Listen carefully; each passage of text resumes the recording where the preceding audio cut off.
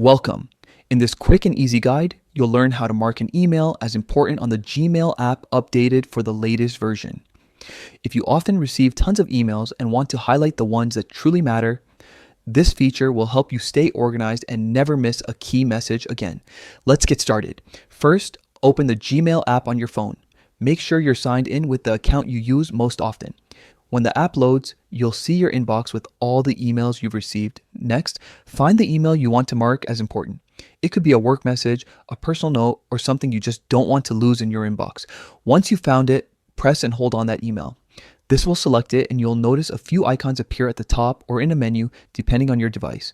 Now, look for the three dots icon that's the More Options menu. Tap on it. From the list that appears, simply select Mark as important. When you do this, Gmail will highlight the email with a yellow marker or an importance tag, depending on your settings. This tells Gmail that messages like this one are a priority for you. From now on, Gmail's smart system will start learning which emails you consider important and automatically mark similar ones in the future. That means less clutter and more focus on what really needs your attention. If you ever need to unmark an email, just repeat the same steps and choose Mark as not important.